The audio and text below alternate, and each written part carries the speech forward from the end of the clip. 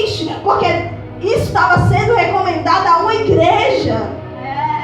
E a gente pensa que esse tipo de coisa não acontece dentro da igreja, mas infelizmente é uma verdade. Fala aí, Deus! Até hoje. É verdade. E talvez hoje seja pior. É forte. Acontece com mais constância.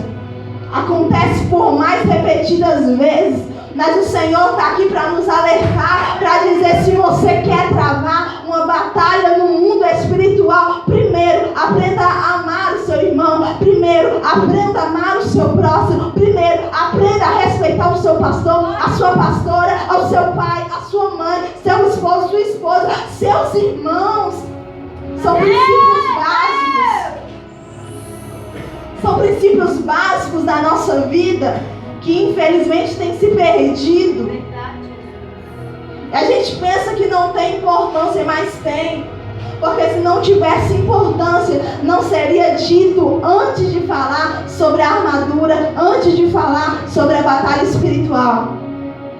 Aí no versículo que nós lemos, que é o versículo de número 10, porque no capítulo de número 6, ainda nos primeiros versículos, o apóstolo Paulo ele vai repetir tudo que ele vinha falando acerca dessa convivência, acerca dessa rotina que deveria ser constante, deveria ser algo praticado dentro da igreja dele naquele momento. Aí no versículo de número 10, ele vai falar: no demais, irmãos meus, fortalecei-vos no Senhor e na força do seu poder.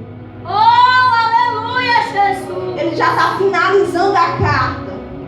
E depois de tanta instrução, e depois de falar tantas recomendações, ele vai dizer: no demais.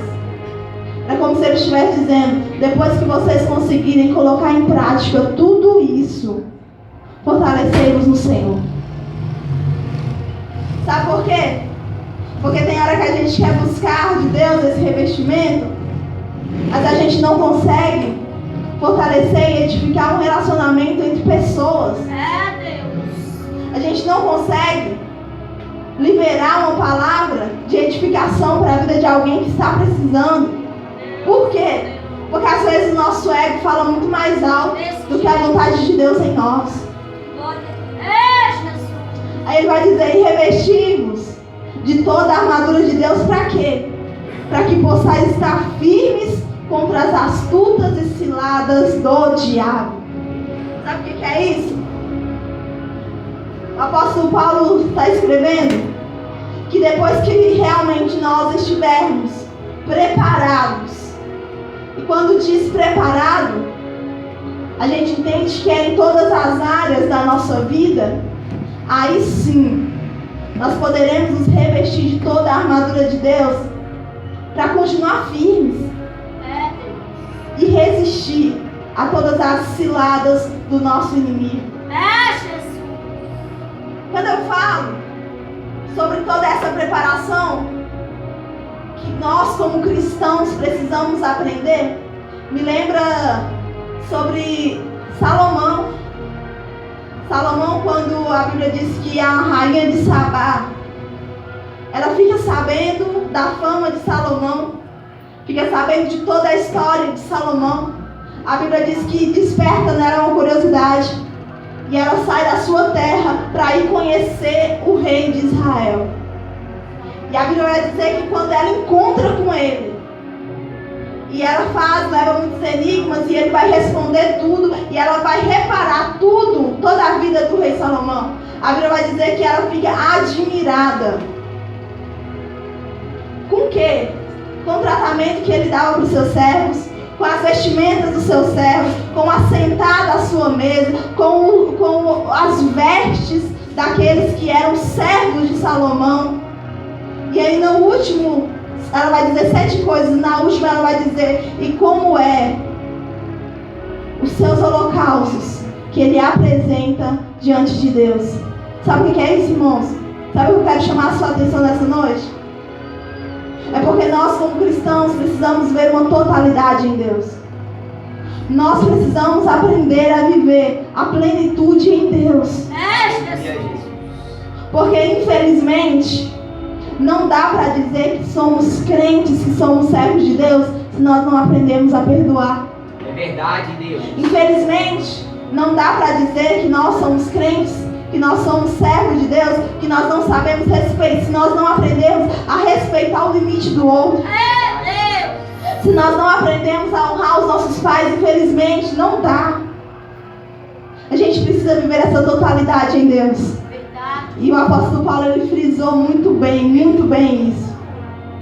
Aí, no versículo de número 12 vai dizer: porque temos que lutar, não temos que lutar contra a carne e o sangue, mas sim contra os principados, contra as potestades, contra as hostes espirituais da maldade. Sabe o que o apóstolo Paulo está falando no versículo de número 10 e 11? Essa armadura que o Senhor ele nos dá, depois que nós estivermos preparados para recebê-la, ele está dizendo: a partir de agora começa a batalha. É Jesus, aleluia. A partir de agora começa a luta. E revestidos, por quê? Porque vai ser necessário. Sabe por quê, irmãos? Porque o inimigo das nossas almas, ele vai tentar de todas as maneiras, todas as estratégias. Ele vai tentar contra a sua mente. Ele vai tentar mudar a sua mente, os seus pensamentos relacionados às coisas de Deus, relacionados à palavra de Deus. E é por isso que a gente precisa do capacete da salvação. Ele vai tentar atingir o seu coração, os seus sentimentos, fazendo com que palavras tentem machucar você. E é por isso que você precisa estar revestido com a couraça da justiça.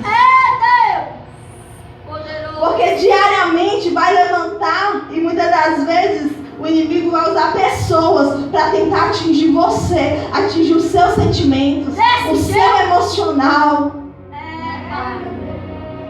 E aí a gente precisa entender para quê? Qual que é o propósito, meu Deus? Deus santo, aleluia. E aí eu acho interessante, porque quando fala-se sobre a armadura de Deus,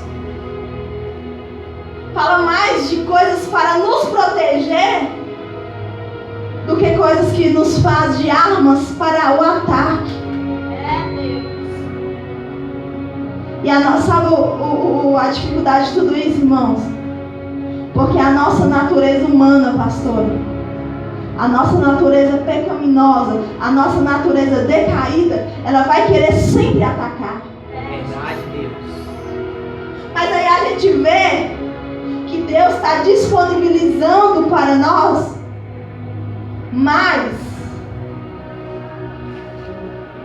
sobre toda a armadura, coisas, elementos para a nossa proteção. É verdade, Deus. Para que não atinja a nossa mente, para que não atinja o nosso coração.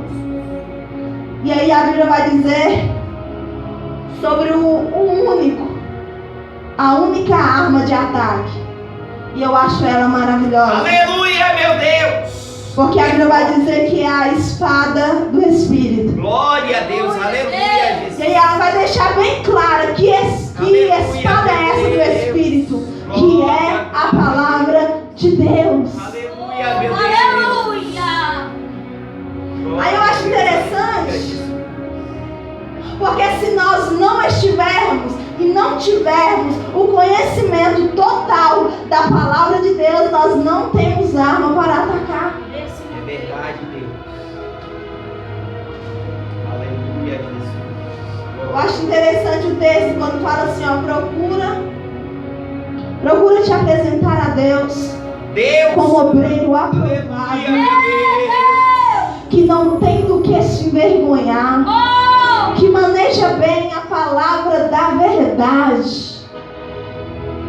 Sabe o que é interessante? Quando o diabo ele veio contra Jesus, ele veio contra Jesus no deserto para tentá-lo. Nós vemos que ele tentou de todas as maneiras e Jesus o venceu através da palavra. Glória a Deus. No Salmo 1 vai dizer: bem-aventurado o varão que não caminha segundo os conselhos dos ímpios, não se detém no caminho dos pecadores, não se assenta na roda dos escarnecedores, mas o que? Mas antes tem o seu prazer na lei do Senhor, e na sua lei medita de dia e de noite, de dia e de noite. Glória a Deus, aleluia, Jesus. Se nós não nos aperfeiçoarmos na palavra de Deus, se nós não prosseguirmos em conhecer a palavra de Deus, infelizmente nós não conseguiremos vencer as batalhas espirituais. E é lindo que no versículo 12 vai dizer: porque não temos que lutar contra a carne e contra o sangue. A Bíblia está dizendo: não, essa armadura que vocês vão receber, que vem da parte de Deus, não é para lutar contra o seu próximo, não. É Deus, fala aí, Jesus. Não é. É, meu Deus. Porque às vezes nós, por um momento da falha da nossa mente, a gente pode chegar a pensar que tudo isso que o Senhor nos proporciona seja para bater de frente com pessoas, mas não é. É Deus, fala mesmo, Jesus. O crente, quando ele entende isso, e ele escuta uma palavra de afronta, no pensamento dele não é ele que está falando, não é ela que está falando.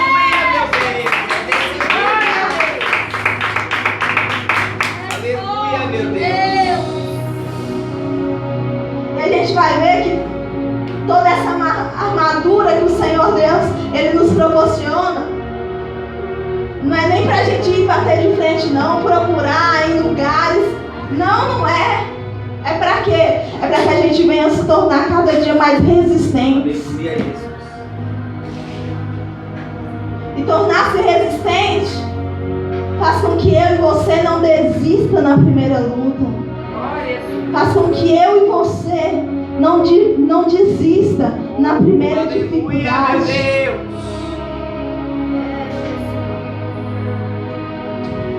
E aí, no versículo de número 13 vai dizer: portanto, tomai toda a armadura de Deus, para que possais resistir, ser resistente no dia mau, e havendo feito tudo, ficar firmes. O dia mau, irmãos, não fala simplesmente de um espaço de tempo que se limita a 24 horas e você olha, o dia mau é esse, hoje foi o pior dia da minha vida. Para algumas pessoas, o dia mau pode ser momentos, algumas horas. Para outros, o dia mau tem se estendido por meses, por anos talvez. E aí ele faz lembrar de alguns homens da Bíblia que o dia mau chegou. Sabe qual é a realidade do dia mau? É porque certamente ele chegará.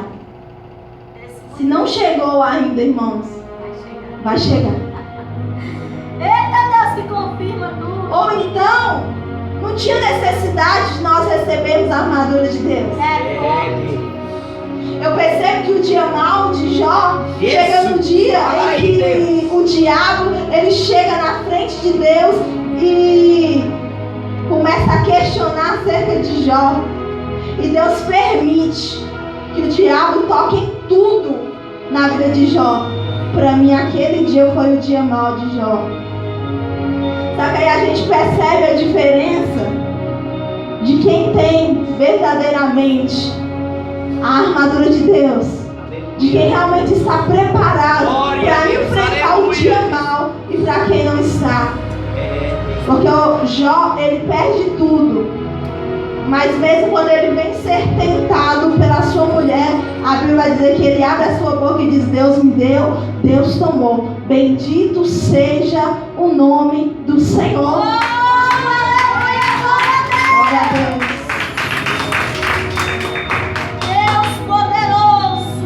No livro de Mateus, queridos, capítulo número 14, a Bíblia vai nos contar a história de que Jesus estava juntamente com seus discípulos e a intenção era descansar, A Bíblia diz que ele sai de onde ele estava, vai para o outro lado, e a multidão percebe que Jesus está saindo para descansar, depois de receber a notícia que João Batista foi morto, degolado. Ele vai sair mais para tentar esfriar a cabeça, mas a multidão percebe que eles estão indo e a multidão vai atrás, chega antes deles. Meu Deus. E aí a Bíblia vai dizer que Jesus, então, como sempre, começa a dar ensinamentos, começa a liberar a sua palavra, ensinar aquele povo. E a Bíblia diz que os discípulos olham então para Jesus e vai dizer: Senhor, já está tarde, a gente precisa despedir essa multidão. Só que Jesus não libera ninguém, não despede ninguém com fome.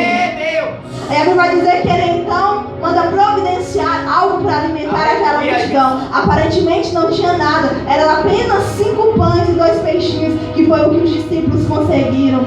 A Bíblia diz que então Jesus ora, abençoa e multiplica, e aqueles pães e aqueles peixinhos vai alimentar aquela multidão, que era cerca, a Bíblia diz cerca de 5.000 homens. Aí Jesus despede. Quando Jesus despede a multidão tinha a oportunidade de ir para sua casa e descansar. Só que quem era discípulo foi dado uma ordem dizendo: olha, a Bíblia é muito clara, querido. Ela vai dizer que o Senhor Jesus nos obrigou a atravessar o mar. Talvez o pensamento dos discípulos: agora nós vamos poder descansar. Mas não, Jesus está dizendo: atravessa o mar e vai para outra banda. Por quê? Porque eu vou subir para o monte e vou orar. Presta atenção, você vai entender. A Bíblia diz que Jesus ele sobe para o monte para orar, e os discípulos estão atravessando o mar de barco. A Bíblia diz que vem um vento muito forte, e o vento é contrário, e o vento começa a balançar o barco, açoitar o barco, e o mar começa a ficar muito agitado. Aí eu acho maravilhoso, porque a Bíblia diz que Jesus, de cima do monte, ele avista os discípulos dele naquela situação. Oh, Deus poderoso! Talvez, pelo vento ser muito forte, pelo medo daquele momento, pela dificuldade, pela tempestade que eles vivenciavam no meio do mar, sozinhos, Jesus não estava, os discípulos não puderam ver Jesus, mas Jesus do alto monte os vê. Eita glória!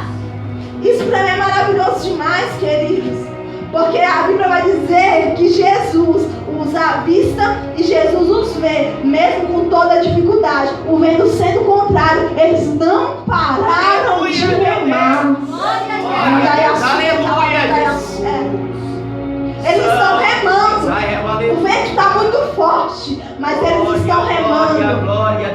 O vento é contrário, está açoitando o barco, mas eles não param de remar. Santo de Israel, aleluia. Mas sabe o que Jesus faz?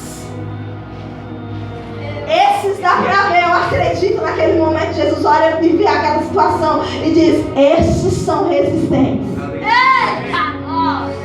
Esses verdadeiramente eu escolhi os 12, foram os 12 servos, porque esses não desistem. A Bíblia diz que Jesus então começa a andar sobre as águas e vai ao encontro deles. Eles olham para a situação, se assustam. A Bíblia diz que eles vão pensar: ele é um fantasma. Mas Jesus vai dizer: não temam, sou eu. Glória a Deus. Oh, aleluia! Aí Pedro, que é muito ousado, vai dizer: Senhor, se tu és tu mesmo, manda-me ter contigo. Jesus olha para Pedro e diz: Pedro, vem. Eita! Aleluia, meu Deus. Aleluia. Oh, aleluia, meu Deus. Uma palavra de simplesmente 3 letras. Aí a Bíblia está dizendo que o apóstolo Pedro está andando também sobre as águas através da palavra de Jesus. Eu creio, Deus. Só uma palavra. Eu creio, Jesus. Aleluia. Só que naquele momento, a Bíblia vai dizer que o vento vem contra Pedro. E aí ele teme e começa a afundar. Sabe o que é isso, irmãos? Talvez o dia mau de Pedro naquela hora foi simplesmente aquele momento. Porque uma coisa, pastora, é o vento vir contra a igreja. Uma coisa é quando o vento vem, açoita a igreja. Por quê? Porque na igreja tem mais gente para nos ajudar a orar. Tem mais gente para nos ajudar a louvar. Tem mais pessoas que vão nos ajudar a interceder. A diferença é quando a gente põe o pé na água e agora o vento não é contra a igreja toda, contra todo o conjunto, não. O vento vem contra mim, o vento vem contra você. Esse é o nosso momento mau. Aleluia, Jesus. Profundo mistério. Mas sabe o que é bom diante de tudo isso?